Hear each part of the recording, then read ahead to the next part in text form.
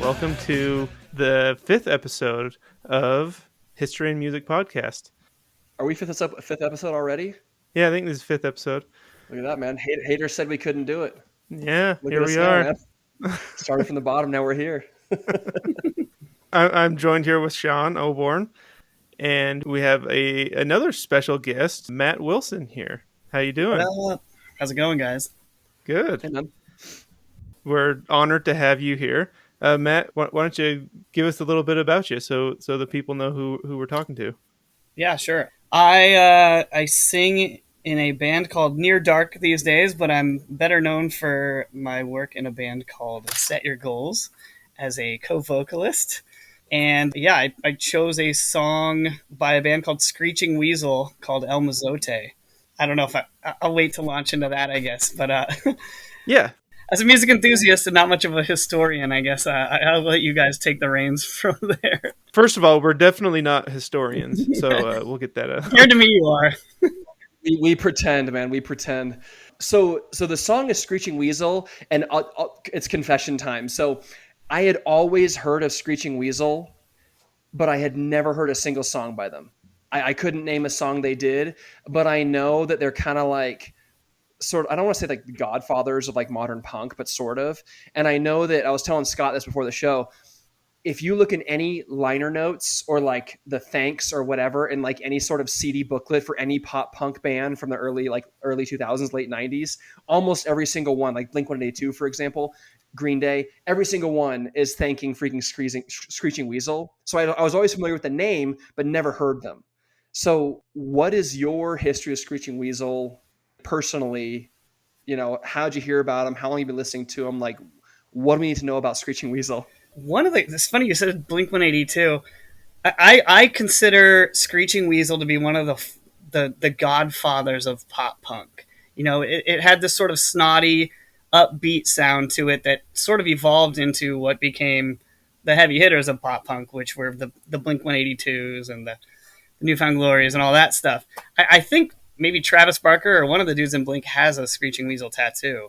But yeah, they were kind of like, they laid the groundwork for all these other bands that the whole world knows, you know? So they're a little bit older, and I listened to them growing up, you know, as a young lad. I think I was about 12 or 13 years old, and I bought the Screeching Weasel Born Against split 7-inch, which is now long out of print, but they might have even brought it back into print. But yeah, I remember this song sticking out because it was so catchy.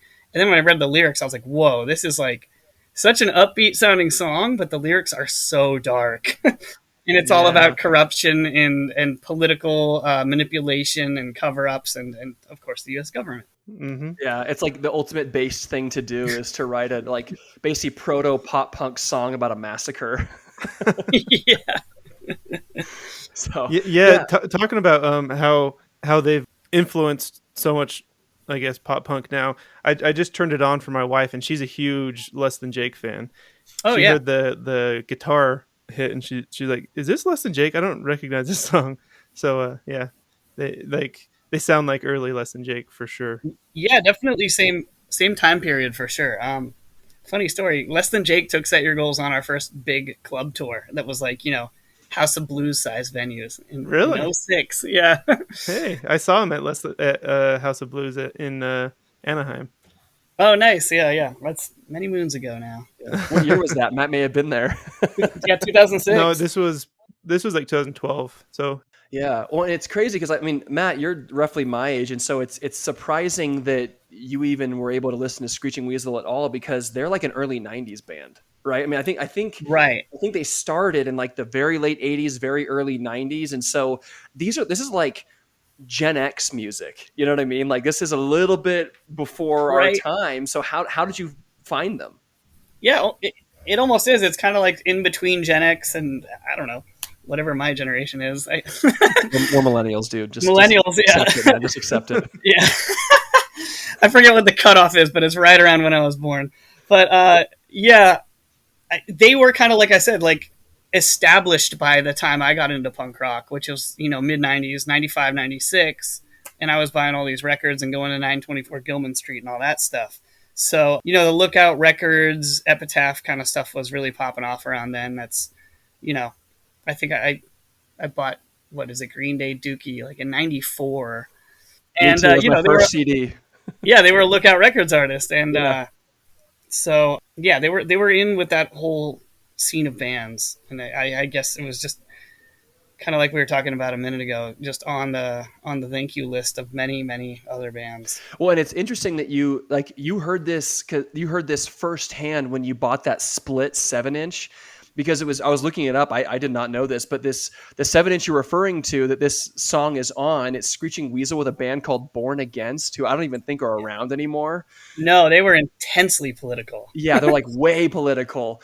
And Yeah. and so this is like a straight up deep track. Like Screeching Weasel isn't that big to begin with, but this is a deep track even for them. So much so that you can only find this song on that 7-inch that you own, which I believe is out of print, and on YouTube. It's not anywhere else. Yeah, I was going to mention that. Yeah, it's not on any streaming services. You have to find it on YouTube to listen to it. Sean was like, "Yeah, we're gonna do this song El Mozote." I couldn't find it anywhere on Spotify, so it was YouTube We only. didn't have enough street cred to find it, Scott. Well, Matt had to send me the link. that makes it kind of special too, right? Because you have to like seek it out, which is how punk rock was before the internet. Yeah, That's as true. it should be. Hey, you like this band? No one's heard of them. Yeah, added a cool factor for sure. Yeah, for sure. For sure. But now it's like, oh, you like Newfound Glory? Yeah, they're doing like stadium tours. And like, oh, that's cool. I just live streamed the show last night. Yeah. Yeah. So, Yeah, it's funny how Spotify's changed, because you have like the band's entire discography just right there. Because for so long, like I was into Less Than Jake and like these other bands, but I only had like one or two albums that I ever bought, and so until I could stream, I just didn't know a lot of their songs. so I have a question for you. We don't have to get into the topic of this song yet, but when you first heard this as like a kid, basically, and it's like El Mozote, did you like have to go to like the encyclopedia? Because this is like pre-internet days. So how did you like first hear about this and like look it up, you know? Yeah, I didn't really. All I had were the lyrics in the 7-inch to base it off of, and I remember always being intrigued by it. But yeah, I don't think I really learned much more about it beyond that. I might have asked my mom at the time, or some older person about it, and maybe they knew tidbits. But yeah, it was probably a bigger deal then than it than it is in our culture now, and people probably, it's just not even really a blip on the radar. But it has this sort of mysticism around it, or whatever you want to call it, where, like you said, people haven't really let it go. They're still trying to get to the answers that have been buried. They're still trying to find justice, and it's almost like the Epstein case. People will not let it die. Yeah. Well, they can't, man. We can't let it go. We can't you can't stop the signal, bro. Yeah, and if you look up any of these kind of like amateur documentaries on YouTube about it, it's got this sort of lore around it where, people have gone there and spoken with the locals because they want this story to get out, because they don't want history to repeat itself, and the world needs to know about this so that, it doesn't happen again. It doesn't get forgotten about at the very least. So let me ask you this, and just personal thing. In your travels with your music, have you ever actually met Ben Weasel of Screeching Weasel? I have not. No? Okay. And I don't think I ever will now, because I think he was recently canceled a couple years ago. That. Yeah, because he like assaulted some lady at a show. Yeah, which is incredibly punk rock of him, but definitely not chill by today's standards. This woman, there's a video of it on YouTube. This woman was like throwing ice at him and swearing at him, and then finally just punched her. It was South by Southwest in Austin. Yeah, South by Southwest. Yeah. Yeah, She was throwing ice cubes at him and insulting him, and he told her to stop, and then he asked like other women to beat her up. Yeah. And she kept insulting him, so he finally just like punched her. Yeah. Wow. He just snapped. Dude, couldn't Pretty take it wild. anymore. Yeah. Well, I was looking here. I guess he used to be a Buddhist, but now he's Catholic. It's kind of interesting. He's not very punk rock either. That is wild. That's definitely not very punk rock of him. I guess he gets soft in your old age. Yeah. He's lost that hard edge. All right, I'm just curious. But yeah, so as far as like turning to the you guys cool if we talk about the song now, or you want to talk more about Let's Okay. do it. So this was, and first of all, thanks Matt for suggesting this, because I had like I said, I'd heard Screeching Weasel, never heard this song, and I had never even heard of the topic this song is about. So the song is called El Mozote, or El Mozote in Spanish, and it's about something called the El Mozote Massacre, which was in El Salvador in December of 1981. So not that long ago, but just, I guess, for a little bit of context as we go through the lyrics here. But Scott, you think we should start going through the lyrics here? And Yeah, let's do it. so the first line here says, somewhere in El Salvador, there's a grave for 700 pits full of guts and kids who were tortured and hunted by death squad soldiers. So I looked into this, as I usually do. And so apparently what this is all sort of involved with is the Civil War in El Salvador. So in like the early, or in the like late 70s and early 80s, El Salvador was having its civil war, like every country does at some point. And I guess the idea 79 to 92, I believe, were the years. Yeah, there you go. Okay, yeah, there you go. Yeah. But they, I guess, unlike our Civil War, which was like, oh, we have the Confederacy and the U.S., they split into two countries. El Salvador it was between straight up two political parties. They had like a Communist Party, or their version of the Communist Party, and then they had their like right-wing party. Although according to what I looked at, it's not like uber right-wing. It's kind of more like center-right, which is sort of weird. But I guess if you're like far left, anything to the right is like extreme. But so they had this civil war that was basically kind of between the two parties, and it all centered around this coup they had, where they basically ousted the president and they installed this quote unquote right wing president, who nowadays would be considered, I guess, center right, but not right wing. I don't know. I would just call it an oligarchy because it seems like that's really what it was. It was these factions of uprisings of guerrillas, these leftist guerrilla groups basically revolting against the oligarchy, and then the U.S. kind of intervened to crush that. Because that's what they do with, impoverished countries who have resources. Hey, let's just kick the door in real quick. We'll help you out here. Not our first rodeo. Yeah. Well, it's interesting because if you look at who was in power in our country, in the U.S. at the time, it was a Democrat. Was it Reagan? No, this actually started with freaking Jimmy Carter, of all people. Okay. So Jimmy Carter the Carter administration was the first major supporters in the U.S. for the conservative government of El Salvador, because I guess they consider them like the more legitimate or the more like stable, I guess, which I guess could sort of make sense. I guess you can't support the communists. I mean, come on, if you're the U.S., you can never support the communists officially. No, they'll do anything they can to actively crush. I don't care who it is. We're not supporting unless you're Joseph Stalin. Right. We won't support the communists. Right. But so they kind of supported and gave like funding and training to this the sort of right wing oligarchy that was sort of vying for power. And it started with the Carter administration sending like millions of dollars and weapons, basically like Ukraine now, like sending tons of money, weapons. What was it, $1 million or $2 million a month? Yeah. Which then was kind of a lot of money, especially when it's such a poor country. That's big money, dude. Like you could do some damage in El Salvador with that kind of money. I mean, they certainly did. Yeah. And so the U.S. government officially and outspokenly is supporting the sort of right-wing government. And so then Jimmy Carter leaves and Reagan gets in there and just amps up the support, doubles the amount of money, doubles the amount of guns and whatever crap he's sending to El Salvador. They actually go so far as to take units of the El Salvadoran army and bring them to the U.S. and train them in like counterinsurgency and guerrilla tactics or anti-guerrilla tactics. And so do their bidding. What was that?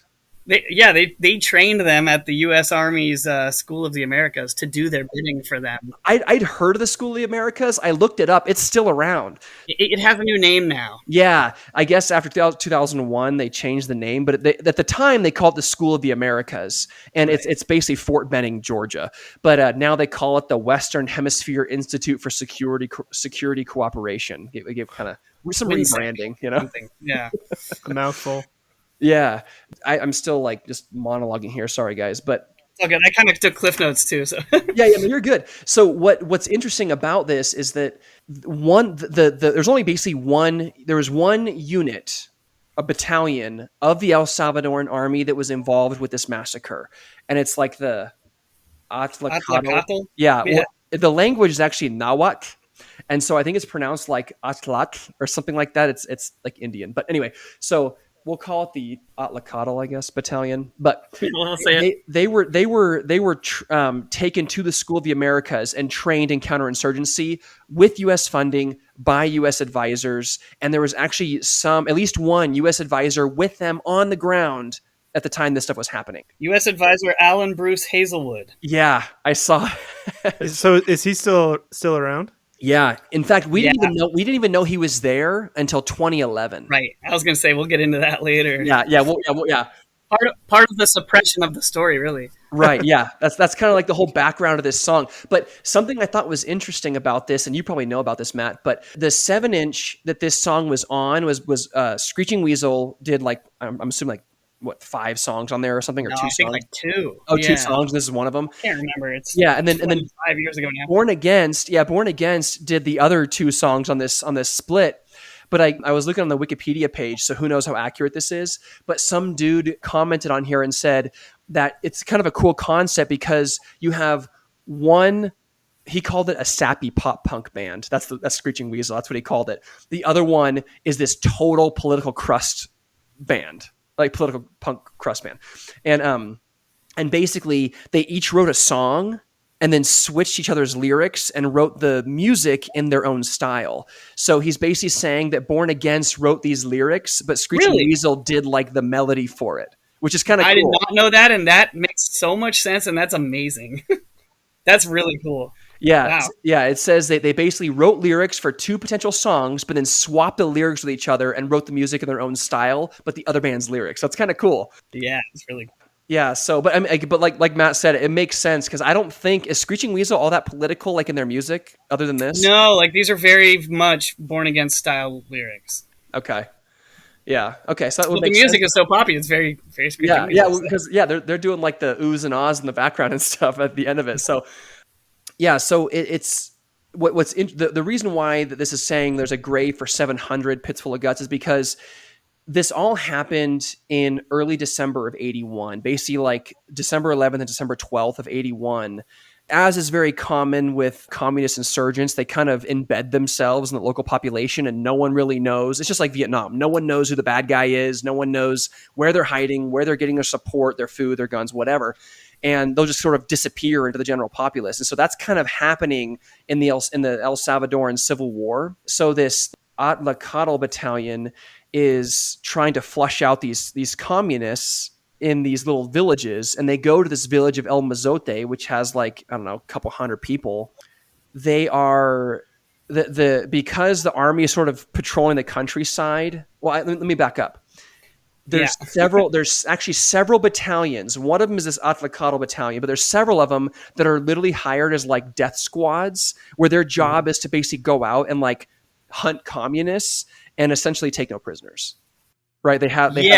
And the other part of this is that, El Mozote was kind of like a Panama down there. Like they were the neutral territory. Yeah. And they were known as such. So the area was mostly Catholic. They were Protestant, and they were kind of like Catholic leaning, I guess, and they were kind of supplying some of the guerrillas with like food or supplies, but not involved in any way. And it was well known that they weren't involved, which was kind of the big deal here, which is like, hey man, this is like a hands-off zone. What are you guys doing?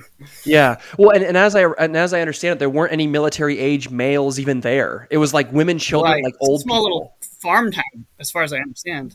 And I guess what made matters worse is because this is a very rural area, you basically have these peasants, farmers coming from the surrounding countryside and kind of sort of coalescing at El Mozote for protection. It's like a safe haven. Yeah, safe haven. And so because this little town has like a cluster of houses and like a church, and that's basically in a school, and that's basically all that's there. So this Atlacatl battalion gets there on December 10th, has everyone go to the town square. The people are searched, they're interrogated, then they lock them all in the houses. The next day, December 10th or December 11th and 12th, they basically just start pulling people out in groups and separating the women from the children or the men from the women and children. And they start essentially like raping the women, machine gunning people, slitting throats, hanging them from trees, and just literally start massacring everybody and taking absolutely no prisoners. Just in this like search for communists. which is really messed up because the citizens were put in this difficult position because I guess the wealthiest man in town was this guy Marcos Diaz, and he was warned ahead of time because wealthy people get privileges like that, and I guess he told the whole town like, hey, don't leave. They're going to consider you a guerrilla fleeing Like for if you safety. run, if you run, it looks suspicious. Yeah, you're going to get killed. They're going to just assume you're a gorilla. So just stay here, and if you stay inside your homes, everything will be okay. And that proved to be untrue. The next day, like you said, they lined them up, they separated the men, they killed the men, raped the women, killed them too, and then killed the children. They hung babies like as young as like 8 months old. Like they were just particularly, it was like noted how brutal they were about it. Like I guess some of the soldiers made comments, this is awful, but about how much they particularly liked raping the 12-year-old. It was really just gruesome stuff. Right, and because you read these lyrics and they're gruesome lyrics, like it talks about Yeah. pits full of guts, kids tortured. But if you're going to write a song about this particular event, like you kind of have to include that nasty bit of it, just because that's the truth of it. Yeah. And whether it's for like shock factor or something, it is what it is. It's what happened. So there's no getting around that. Yeah, it's something that, it's really kind of crazy that they thought they could sweep this under the rug because this is the largest massacre in modern Latin American history. That's insane. Yeah, they well, and that's the whole thing too. Is that well, I mean, we'll actually we'll get to that later in the lyrics, so I won't talk about that. But the estimate of people that have died is like 800 to 1,000, but they don't really know. But they have Right, it's retroactively been increased as they've found more. yeah, but forensic evidence. I know the locals have at least come up with like over 700 actual names of people that are like no longer here. As I understand it, El Mozote like basically ceased to exist after this because they basically burned it down. So after they Right. killed and murdered everybody, they burned the thing down. Now they've since Right. rebuilt the church and I'm assuming some other stuff, but that's basically what it is. So it's the line is, there's a grave for 700 pits full of guts, kids who are tortured and hunted by death squad soldiers. The next line, and that's kind of what you were getting at earlier, Matt, is by death squad soldiers who won't ever be purged or punished, paid for by a government that our tax dollars funded. Now, this is an American band singing this. So he means U.S. tax dollars, our tax dollars, Americans. Yes. So what are your thoughts on that, man? I have a lot of thoughts. It's kind of like you were saying before, it's like, oh, wow, interestingly enough, this happened during a Democratic president. But, if we're being honest, the U.S. military is its own little operation. It's got a mind of its own. It does what it wants, and it's kind of steering the ship. Whether the person in office is Democrat or Republican, they're going to do what they're going to do. And they did through it sounds like 2 different presidencies as this case kind of unraveled. Yeah, I agree with you, and it's especially when it comes to like counterinsurgency stuff, like where it's not like above the line like warfare. Right. It's like it's almost silly to like point fingers at either side of the political spectrum here because the U.S. military is like prioritized above both. Their objectives are just number one for our country. Yeah, well, and this isn't their first rodeo with this kind of stuff. Now, they weren't. I mean, obviously, there was no actual U.S. soldiers here committing this, but there was a U.S. advisor. Yeah, there was an advisor who was we there. Found out later, right? Yeah, but the whole thing, the reason why this makes these guys mad is because these were soldiers. The soldiers doing this killing for this massacre were trained, taught, bought, and paid for all 100% by the U.S. in the U.S. and then shipped back there. Yeah, so it's crazy that. Well, and as far as that, they won't ever be purged or punished. When the first reports of this came out in I think the following months, El Salvador basically denied it, right? And then and then the U.S. they said that it was like you're overblowing things, right? It's not that it wasn't that big of a thing. So from the beginning and up till like a decade or more later, it had been they tried to keep it down under wraps. Yeah, well, it's funny because they can't really do that, right? Well, because the government that sort of caused this or led up to this in El Salvador was funded initially by the Carter administration, but then it goes to the Reagan administration. And so at the time this happens, it's during the Reagan administration. When these reports start coming out, because there's always reporters that are finding out stuff, right? Muckrakers and whatever. And so this starts getting reported about basically a year later. and like stuff shows up in the New York Times and the Washington Post and whatever. There's they have witnesses that start coming forward and talking to these people. At first, like you said, Scott, the Salvadoran army and government start basically saying, no, that's not happened. Straight up Reagan administration says, no, these are gross exaggerations because the U.S. embassy says that the Salvadorans are saying that over 700 people died. That's impossible. Only 200 people lived there. So it's a lie.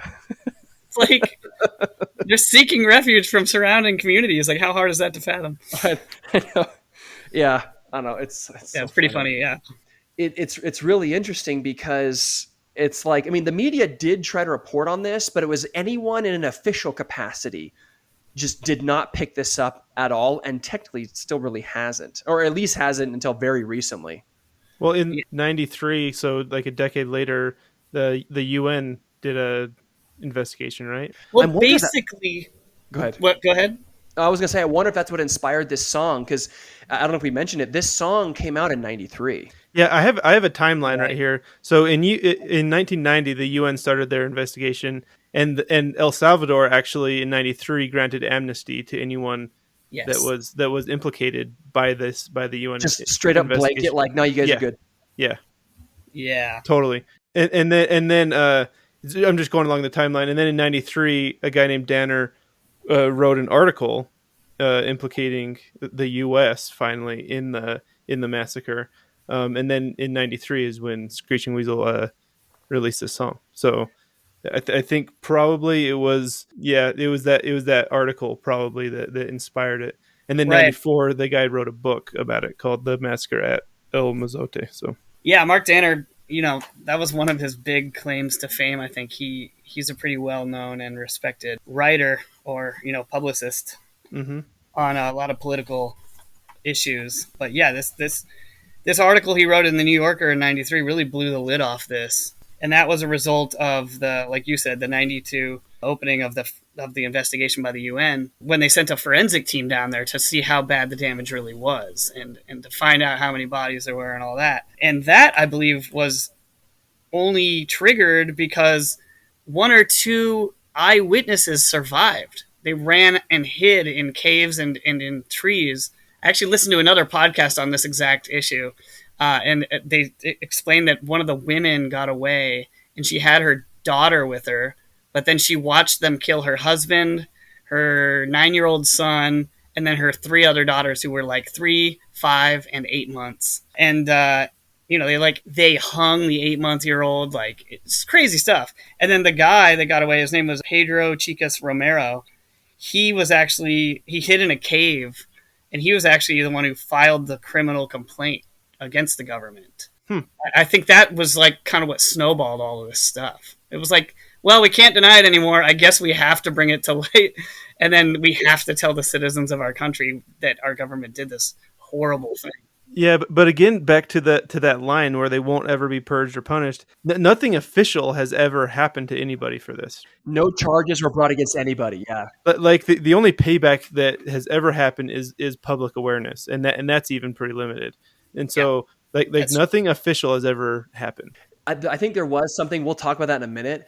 One thing I forgot to mention is the official military, the operational name for this massacre was literally Operation Rescate, which is rescue, Operation Rescue. So that's what they called this, which is kind of an ironic, silly name. But yeah. So I mean, that kind of comes to a question I have about it. I wonder if you guys have any. Is what's the motivation here? If it's to intimidate, is it to intimidate? It seems to be a recurring pattern. My opinion is that it's to intimidate. It's to make an example of anyone who even thinks about restructuring government that would otherwise be an oligarchy into something more community or people-based, like communism or socialism. It's hey, don't even think about it. It's one, you're going to be literally physically harmed, but 2, we're showing our power because we can get away with it. Because that seems to be a big theme in this, is that they just deny, and they can get away with it. Yeah, it's a recurring theme in history too. Whichever government has the money and the firepower to rule with violence, they're going to win against an impoverished country of farmers like that, with resources. Right. You'll find that this is not unique to the U.S. or El Salvador. No. Imperialism. Any kind of guerrilla warfare ever is always messy and frankly Usually horrific. funded by maybe, England or Some larger power behind the scenes. Yeah. yeah, But I mean, usually a white country too. Unfortunately, yeah, making us look real bad. it's always like, this isn't new at all, and this isn't the first, I mean, this is a common occurrence in Vietnam, which we'll talk about in a little bit, but this has been going on for a very long time, because what happens is you get so, well, first of all, it's sort of like moving into like the new style of warfare. This isn't like World War II anymore, where it's like, okay, I'm an American guy fighting a German guy. He has a German outfit. I got the American outfit. It's pretty clear who we're fighting and what we're fighting for and whatever. We meet on this battle and we fight, Messier. Yeah, here they don't do that anymore. These are people who just sort of like appear out of the ether, or out of the general public. They might lay a roadside bomb, might snipe it at your troops as you're walking by, and then disappear back into the village. And you're like, well, how are you supposed to fight somebody like that? Right. And so I think after a while, like if you're the soldier on the side of the organized side, if you will, I think it starts to mess with you psychologically. You're like, you basically start seeing ghosts. Everyone is an enemy. And that's kind of what this was. Is like, unless you were effectively rooting out these communists among you, you're aiding and abetting. You're supporting the communists, and you are just as guilty as if you had shot my men. So we're going to massacre your town. It almost becomes a witch hunt. Yeah. At that point. Yeah. And let me tell you, it almost never works, because this always happens. So, but it makes you wonder, if you're just a regular like Joe Schmo soldier on the ground in the jungle, right, in South America, like, what do you do? Like, if let's say you were drafted, you're an El Salvadoran who was drafted by the government. Like, what do you do? I'm not saying that you have to like massacre civilians, but I'm like, if you are being told, hey, this is your objective, protect this town, whatever, and you have random people shooting your guys, laying booby traps, whatever, and then disappearing into the village right next door to you, like, what do you do? Like, how do you deal with that as like a normal person, like us here on the call? It's an interesting thought exercise. Yeah. It's like, well, okay, I have this mission where I have to like find the enemy, but I literally have no idea. The enemy could be anybody. So I guess we'll just kill them all. Right. I shouldn't be laughing about this, but. Oh, as far as like you were saying, Scott, any sort of accountability or retribution of any sort hasn't really been achieved. I mean, in 2011, the Salvadoran government formally apologized finally after like denying, and then 30 years later. Right. It's like they wait until it's such ancient history that it's like almost irrelevant because all the people are dead or retired anyway. It's a good tactic, I guess. It's effective. It makes me wonder if that was like an election thing. Like that was really big on people's minds in that year. So this guy, the president that was running, his advisors were like, hey man, people are really pissed about Mozote again. You should like make a public declaration of like apology or whatever. Just so like, I always wonder if it has some sort of, good press. Right. Because it's kind of a slam dunk. Hey, we're sorry about this thing that none of us did 30 years ago. Yeah, because tides change and the cultural opinion probably changes over time as well. So people want different accountability on different sides.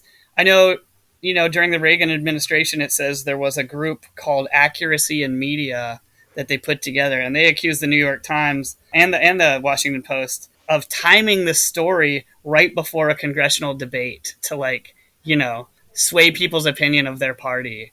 So that was interesting, I thought. Maybe they did. I mean, yeah. Because this is a year later. Everything's a play, right? Everything's going to... Yeah, because this is a year later now. Yeah. It's for sure going to have that effect either way. That's true. I was always wondering what the angle is. Matt, do you want to do a favor? Read the... let's go through the second verse here. Sure.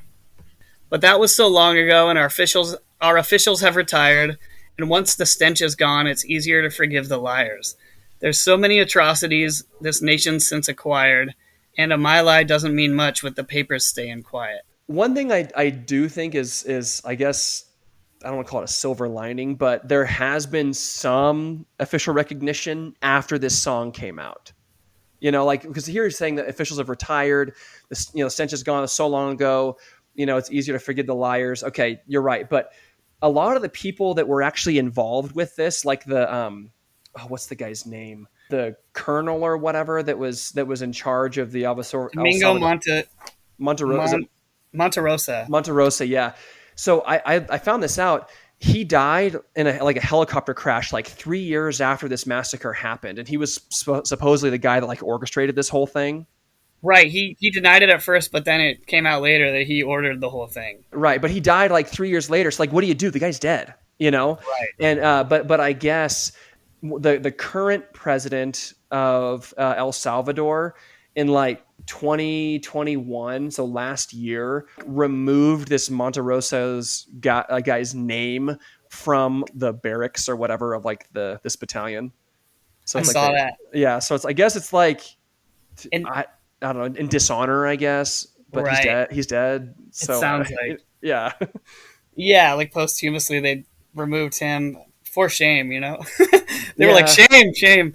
But yeah, it seems like even within the Salvadoran government, there's kind of been this battle back and forth of one side tries to cover it up, and then you know, another party gets into power, or you know, another politician comes along and then tries to bring it to light again and bring justice for these people of this community.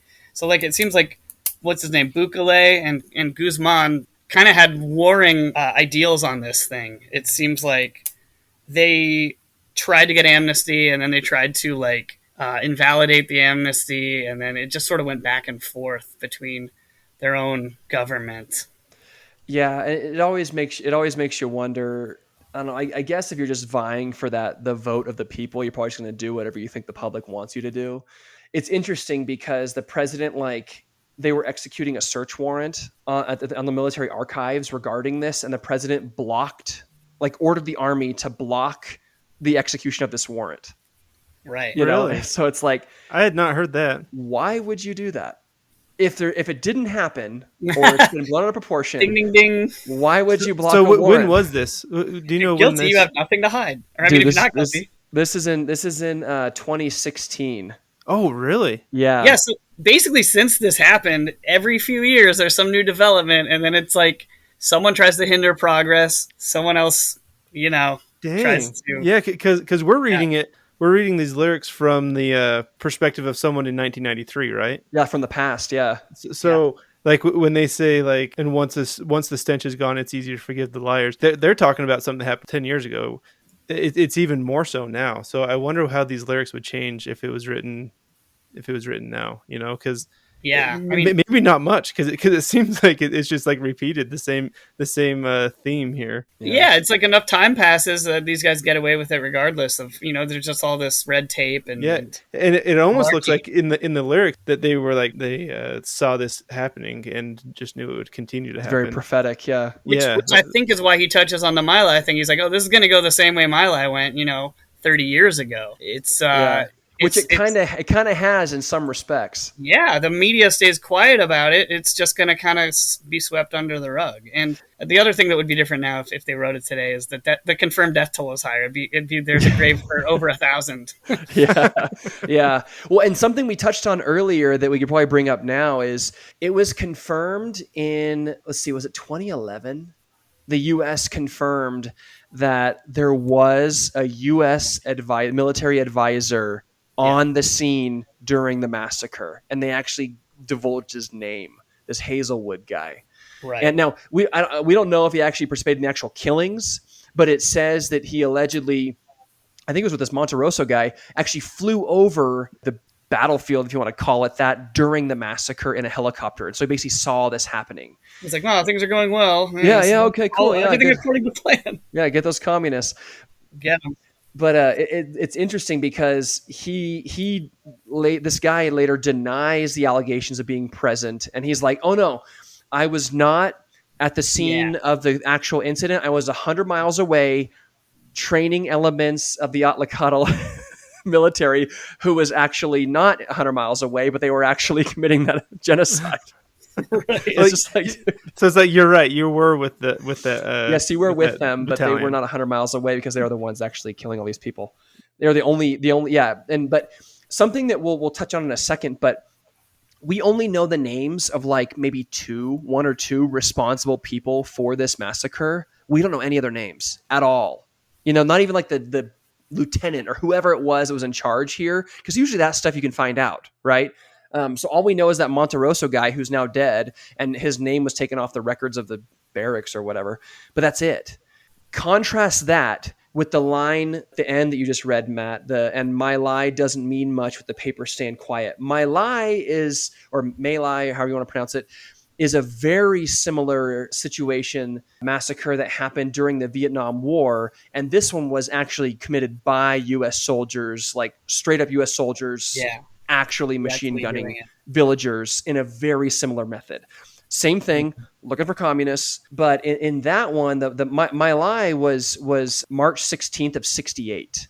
And it was the same kind of thing where you have these U.S. soldiers. Apparently, Colin Powell was part of the unit that was there, or showed up later or whatever. They basically go on these little rural villages where supposedly the North Vietnamese or the Viet Cong were hiding out, or as one of their strongholds or whatever. But there was no military age men there either, and they basically start massacring, like shooting women, old men, children, all ages, just indiscriminately.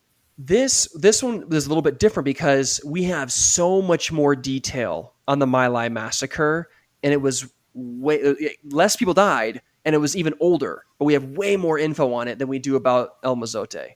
And I don't know if that's because like U.S. is a first world country, so we have more like resources and like technology to interview people and well, I think we also document our own military better than some South American country in a civil war. Yeah. That makes sense. But so what's interesting about My Lai is that let's see, what unit was it? It was the 1st Battalion, 20th Infantry Regiment. It was a couple regiments, but there ended up being, after My Lai, there was like several people that came forward after the fact to file reports like, hey, this is not cool. Like helicopter pilots that were flying over, like, dude, what are you guys doing? There were U.S. soldiers on the ground that were shielding civilians from other U.S. soldiers so they wouldn't be shot, transporting them away to safe haven in their helicopters. And some of these guys were awarded Bronze Stars and stuff for basically going into a combat zone of their own guys, murdering people to rescue civilians. There is at least one guy during the My Lai massacre that shot his own foot specifically because he did not want to participate in the massacre. And so that was how he sort of like medevaced out of the area, because he shot himself in the foot because he didn't want to participate in it. Dang. There's all these, this is so heavily documented. If you want to go down a rabbit hole, start reading about the My Lai massacre, dude, because they've got names, they've got dates, they've got interviews. But the main guy that they consider at fault for this is a Lieutenant William Calley Jr., who supposedly was like one of the... He says that he was following orders. He says it from his higher ups. I've heard that line before. Yeah, right. I was just following orders. So he says, without a doubt, I was following orders, and that's why we were told to basically leave nobody alive. No, not even livestock, because they burned everything, killed all the animals, everything. Jeez. So you'd have these groups of civilians, like women and children, like huddled up and crying because they're being murdered, and he'll go. This Lieutenant Calley will go over and order his soldiers to shoot the civilians, and when they hesitate, he would literally grab his own gun and start shooting them, and like ordering these dudes to start killing people. Laying them in a ditch and shooting them. It's like a scene out of Full Metal Jacket or something. Yeah, and same war. So it's really interesting, but. Of all the guys that were involved, we know a lot more names about My Lai, but there were 26 soldiers of like the couple hundred that were there doing this. There was only 26 soldiers that were ever actually charged with a crime, and only one was convicted. And it was this William Calley guy. He was sentenced to life in prison. Wow. It was later commuted to 20 years. And then Richard Nixon commuted his sentence, and he ended up serving 3.5 years on house arrest, and he's a free man living in Florida now. There it is. They always have to make an example of one guy for good press, and then it's always the guy in leadership, which in some respect, I mean, it makes sense in some degree. But yeah. I mentioned this to my mom, and she's like, "Well, he got us out of the war." Like Nixon did, and I'm like, well, yeah. I guess that's one way to look at it. Yeah, I guess, yeah.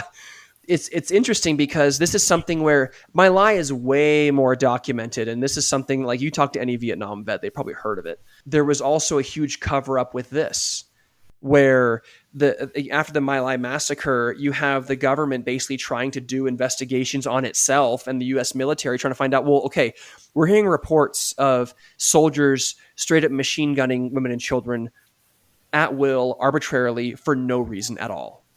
They don't find yeah. weapons.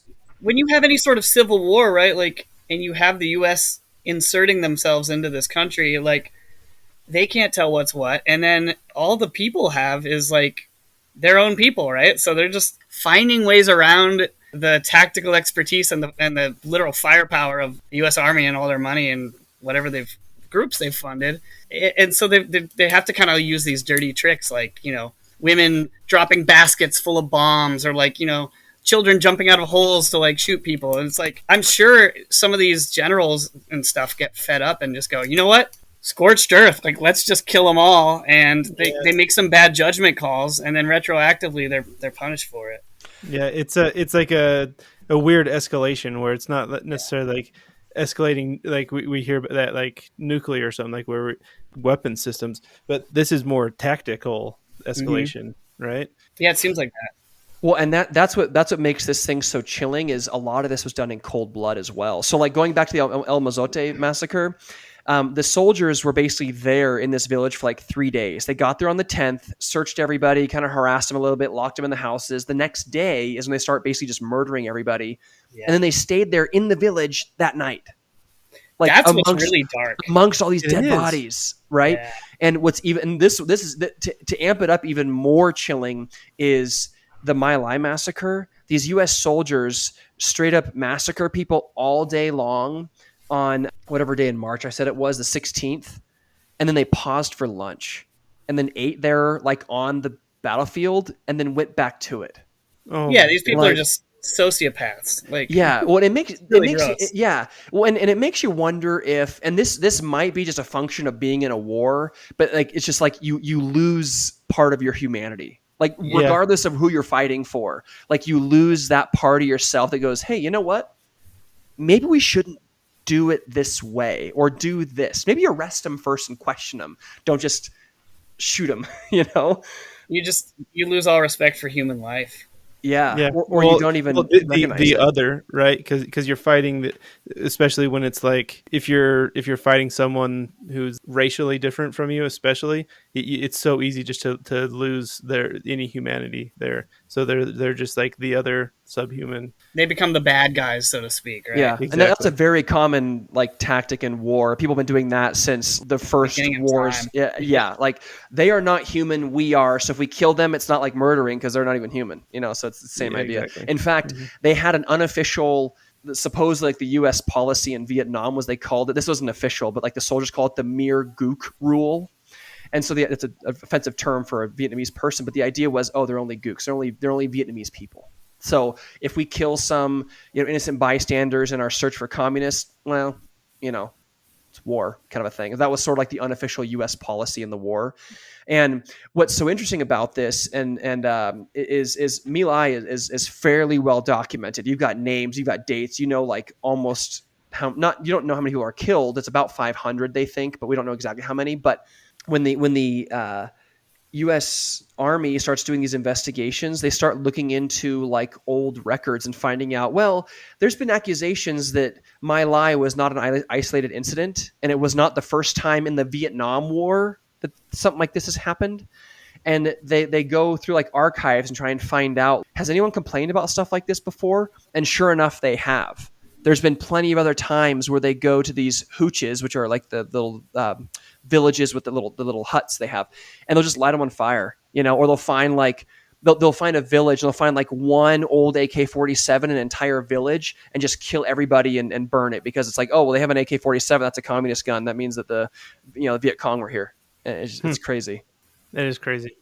Sorry, I've been rambling quite a bit on this, but he mentions the My Lai. It's just they're so similar, because My Lai has there's both these places now have like little monuments that have been built by like just normal citizens. Like the My Lai has like this really cool statue that's there. El Mozote has like this, like, I think it's like a stone like obelisk or something like that with like names of people that have died. But in an official capacity, no government official has gone to either place ever to this day. There is one. Oh, is there one? This guy, if you look this up on YouTube, all you're going to find are all these interviews and like videos of this guy, Jim McGovern, a member of the House of Representatives. He's like obsessed with it. There's like even like a 2-minute clip of him just directly addressing it from some sort of government building because you see like the plaques in the background and stuff. But Wow. That's crazy. he's like, he's taken an open stance against the suppression of this story, and he's like really outwardly demanding justice. That's interesting. Good for him, man. It is. What also makes My Lai really kind of traumatic is there was an army photographer present, and so there's straight up photos of like dead bodies, people being burned. And Oh, wow. the actual photographer that was there, he said he took photos as like evidence, but it was later found out that the dude tried to profit off these photos. He literally tried to sell like the photos to like newspapers and stuff Big to make story. some money on it. But what he told everyone is, no, I took these so I could have like evidence against our atrocities. But then like behind the scenes, he's trying to like make money off of it. Little backdoor deal. Yeah, right. So I mean, you can like, I mean, they have them on Wikipedia. Like you can look up like straight up scenes of like just piles of dead people, you know? I So, did I see mean, one of those. yeah. So careful when you're looking at this. Maybe you don't have like kids around or whatever, but Trigger warning. yeah. So he actually, this photographer said that at one point he had photos of soldiers actually shooting civilians, like live, but he actually deleted those because he didn't want to implicate any soldiers and he didn't want to like, I don't know, rat them out, I guess. I don't know. That is an interesting angle with a lot of this stuff, especially with the U.S. military. You'll see these guys kind of these army officials or military officials kind of dodge accountability because it's releasing the information is like a threat to national security, as they'll say, like, you know, quote unquote. That seems to be like a line that is used over and over and over. And then, you know, enough time passes and the stuff is declassified. But by then, these guys have retired or died, and they can't really be held accountable by then. So the timing seems to be convenient on those things sometimes. Yeah. Well, it's like, I mean, it's like nowadays we'll find like some old Nazi guard and the dude's like 95 years Classic old example, and right? is like, what do you want us to do? The guy probably doesn't even remember what he did, dude. This is like 70 years ago. Like, what do you want us to do? Not that what he did was right, but it's like, But it's he can't been even- so long now. Like, Yeah. he can't make recompense. Yeah, you can't throw that guy in prison. He can't even like go to the bathroom, you know, Yeah. unattended. But that also is an interesting thought experiment, because at what level of like hierarchy within the military should they be held accountable, right? Like if you're a foot soldier and your sergeant's yelling at you to kill to massacre these people, like at what point do you hold like the soldier responsible versus like the leadership?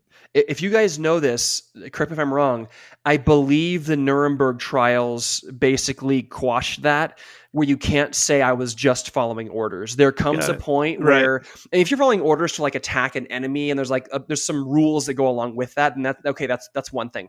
You know, if you're trying to attack an enemy and you accidentally shoot some lady who is a bystander, that's one thing. But if you know something is straight up morally wrong and you're ordered to do it and you do it anyway, saying you were just following orders will not help you. And I believe that is a direct result of the Nuremberg trials after World War II. If I'm not I'm mistaken. pretty sure if you're in the military, you are not required to commit crimes against humanity. Yeah. Or war crimes, right? So that's illegal all the way up the board. Right. Yeah.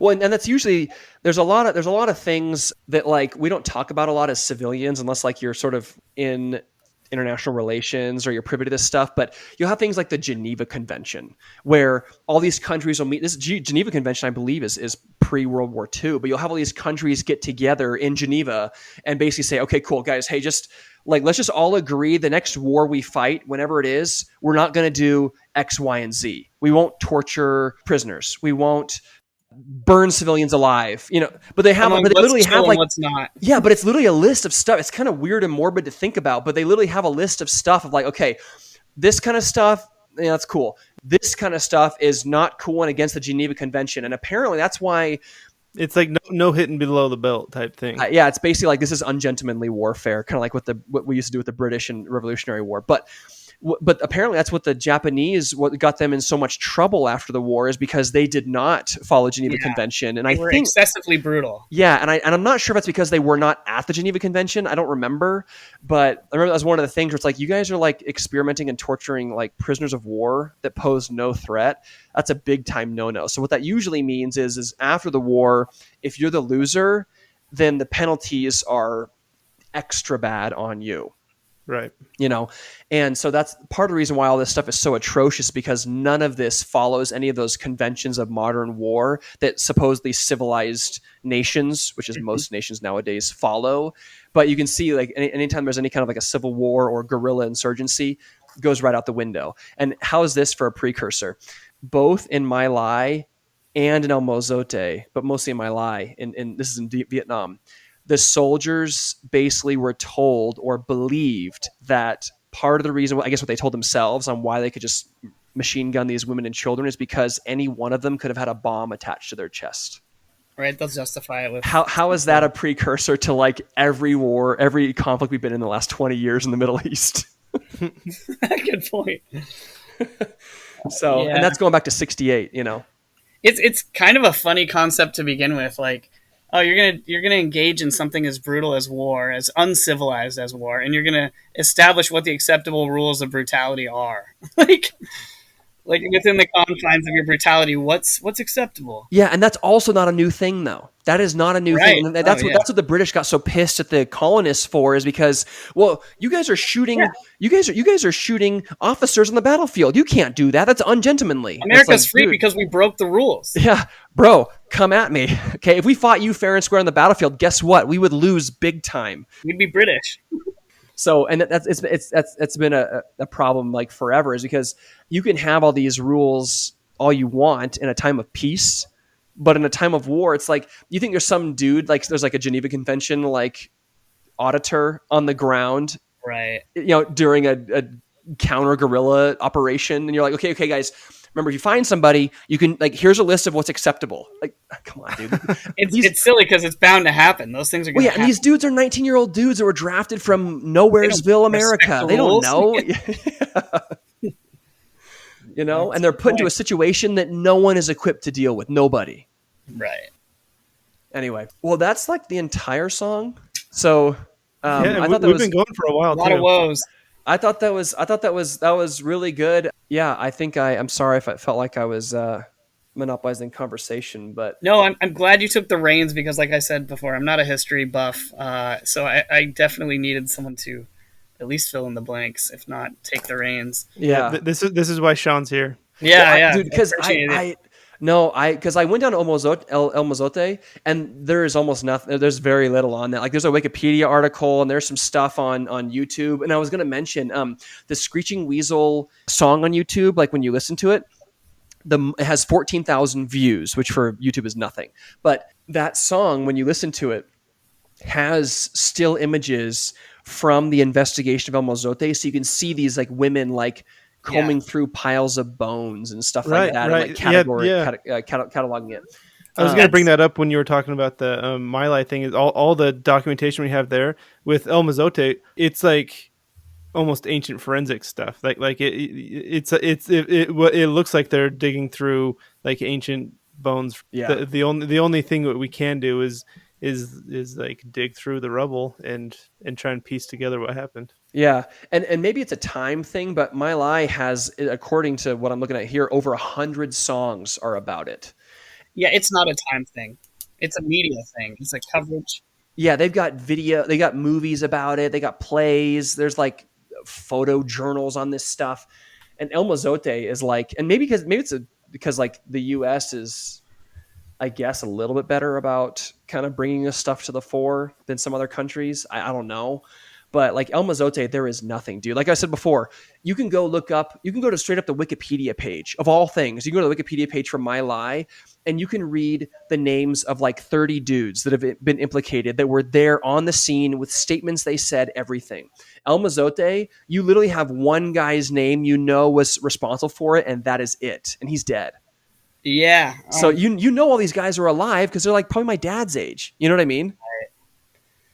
That's why I picked this song. I didn't expect to stump you, but I knew you'd probably learn something in the process because it's such a buried story, and there's such minimal coverage by the mainstream media and in our country at least. And well, it's got to have something to do with while the U.S. is highly implicated because we trained them and there was a guy an American there, but if it was actually Americans pulling the trigger and like, I guess, doing the raping and stuff, it would have been much more covered.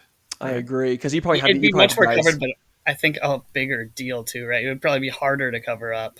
Yeah. Yes. They'd bring those stories home. Yeah, well, I mean, My Lai did. I mean, there's you can. It's heartbreaking, because first of all, everything that happened was heartbreaking. But you'll have these guys coming back that were just sort of like just grunt soldiers in My Lai, who would like. There's one guy who came back and he committed suicide, because he actually had like 3 suicide attempts, and finally he just couldn't take it anymore because of like it haunted him so badly that he had to end it. And so I don't know if stuff like that's been happening with El Mozote. Like maybe it has. Maybe you have these guys from this battalion who are like now just full of regret. Yeah. You know, Yeah. who knows? How many of those of the El Salvadorian people in that army shot themselves in the foot or did something similar to try and get out of it, or It like what was seems going through their head?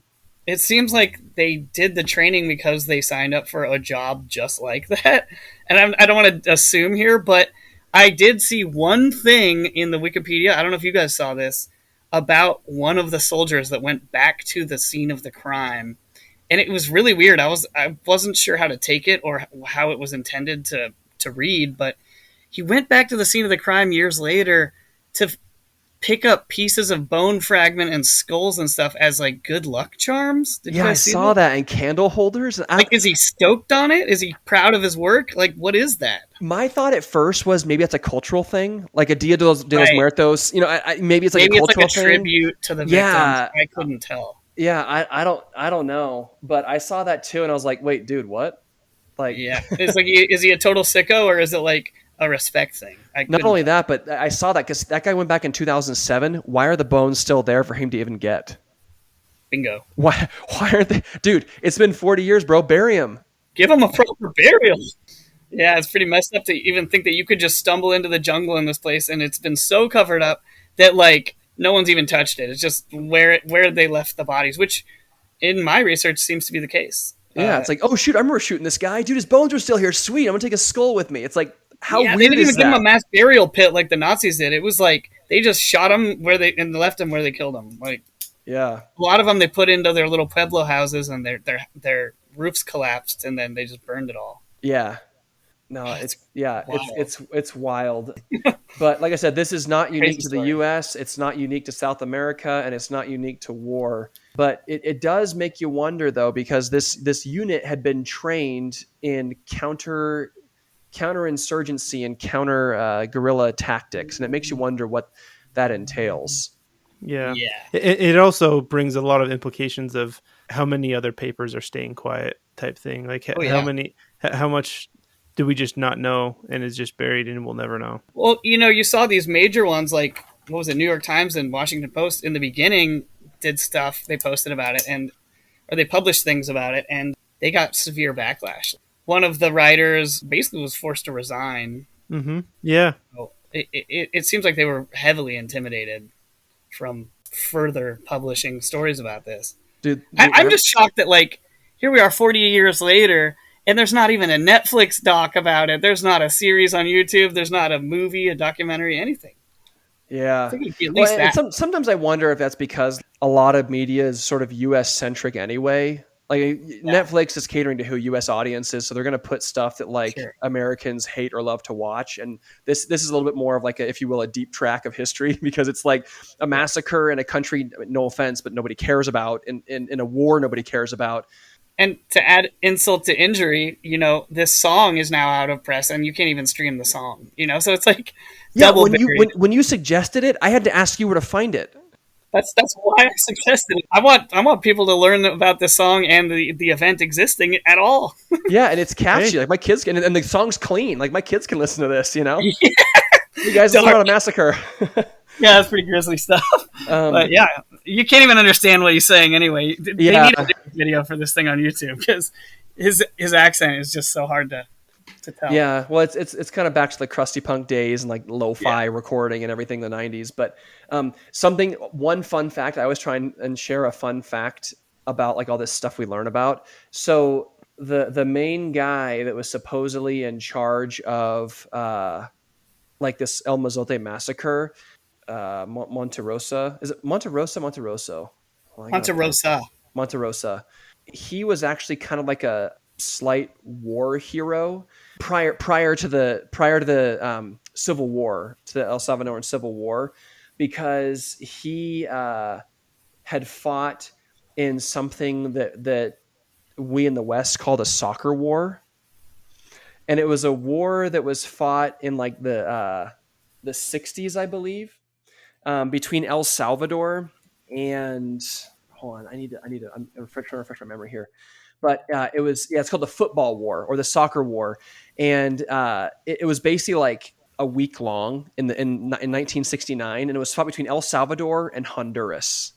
And basically what it was is these two countries had kind of been having like a sort of border conflict for a while because of like immigrants going back and forth between the two borders and like trade disputes and whatever. But then there was the 1970 FIFA World Cup qualifier was between El Salvador and Honduras. And basically after the war, or I'm sorry, after the soccer game, like this massive like fight and a riot erupts at the soccer stadium, and that turns into a straight up war between the two countries. Wow. Because it's like all these like international issues between the two countries came to a head in this soccer game, and so they call it the football war or the soccer war, and it involved like 30,000 soldiers on both sides, and like thousands of people died. Like it involved like straight up like military airstrikes and stuff. Wow. Yeah. So that's kind of funny. It's like how in the UK they have all these, football clubs and teams, and they're almost like little gangs that war with each other. It reminds you of that, but they just took it to a whole nother level. They just take soccer so seriously. Yeah. Yeah. And that's what's so funny about it is it started. I mean, they call it the football war, the soccer war, because it sort of started with this like infamous like soccer game for the FIFA World Cup qualifier or whatever. But there was like all these issues building up to it. But anyways, this Monterosso guy was basically a hero of that war prior to this massacre. Well, that's one of the more interesting things about soccer, if you follow it, is that it is almost a proxy. Like when you get into the World Cup stuff, international stuff, it's almost like a proxy to the international relations of the countries playing. So because they're representing really regions, right? Yes. So yes. I mean, same thing with the Olympics, but I think it's just so much more passion behind that. Yeah. Well, and the European countries that sort of invented soccer, like England, for example, are oftentimes the country that took soccer or football to Latin America. So like, for example, you guys know I lived in Brazil for a couple of years. One of the soccer teams down there is the Corinthians with a TH, which is I think an old British team. But Portuguese, the language, doesn't have a TH and doesn't have a TH sound, but they have a team in Brazil. One of their most popular teams is called the Corinthians. They don't even translate it to Portuguese. So everyone's like, oh, você gosta dos Corinthians? It's like they just try and pronounce it like in Portuguese. But it's because like it has such that influence from Europe, which basically went everywhere but the US when it comes to soccer. Yeah. But anyways, we're going off topic now. But yeah, so read up on the soccer war, man. It's that's cool. It's wild. I don't know if there's any songs about it. Otherwise, we'll pull from that well. Oh, that would be awesome. Yeah. So, but before we end it, Matt, is there anything you want to add? You've told us quite a bit about your history with the song, but is there anything? Yeah, where do people find you, or is there anything you want to plug or advertise? I mean, Near Dark is my current band that is active, and we've got stuff on all the streaming platforms. We just put out we had a demo EP last year, and then we just put out our second EP, which is 6 songs, about almost 2 weeks ago now, and it's called Make Our Way Back. It's going to be, we just released the vinyl for it too. It's 6 songs on one side and then the demo EP on the other side. Interestingly enough, I kind of went the Born Against Screeching Weasel route with one of the songs called Blinders. I was going to ask if you had a song about a massacre on there. Not about a massacre, but kind of a related topic, oligarchies. This song's about the U.S. government. Funny fact about this song we're talking about, I stole the woes for the song Blinders from this song El Mozote. So, nice. And in the studio, I thought about, going, whoa, whoa, whoa, and just leaving off the end part of the whoa. But then my bandmates convinced me to just rip it all off completely. So it's like note for note the exact same. That's Just awesome. shamelessly ripping it off. But our justification was like, well, no, where's anyone even going to hear that song anyway, right? Like, Well, no now one they can will, find out dude. Mozote. It's out now, dude. Yeah. Ben Weasel will send you the royalties, man. Yeah. He will punch you in the face. Yeah. He will literally He's punch actually you in going to the come and face, assault you so. at South by Southwest You now. might. Better be careful, bro. No, it's a tribute. I'm sure he'd be Yeah, happy. yeah. That's awesome, Yeah, man. for sure. Well, cool. Thanks for coming on. Thanks for suggesting the song again, because like this type of stuff should be brought to the light. Like and it totally fits the tenor of the podcast. We're all about bringing the history out of songs, and especially deep tracks like this, because again, it's kind of almost a deep track of a band and then a deep track of the band. So yeah, this is really cool, and I hope people that are listening look more into it. And yeah, That's kind of our mission, is to inspire people not only to like look more into maybe certain songs they weren't familiar with before, but also like just historical events. Like, what? I didn't know that. I'm pissed, or whatever. Yeah, it's like whatever the case may band, be. the song, the release, and the event are all pretty obscure Oh yeah, totally. obscure history. Yeah. Yeah, and without like I think expounding on lyrics like we've done, you just like you can't even necessarily understand the lyrics in the song itself Right. because of the style of music. And then if you do end up reading the lyrics, it's kind of cryptic. I mean, It's very stripped down. Yeah, it's like a nutshell version. mentions El Salvador and My Lai, like there's specifics, but for the most part, it's kind of cryptic. So For sure. all right. Well, thanks, man. That was awesome. Thanks for coming on the show. And if if you have any songs of us in a similar vein in the future you want to talk about, hit us up, man. Awesome. Yep. Yeah, I feel like we all learned something today. So. I think so For too. sure. I learned a lot of somethings today. Yeah. Great. Thanks, guys. Awesome. All right, and with that, we will we'll play the song on the way out, so you can try and catch any of the lyrics. Here it is.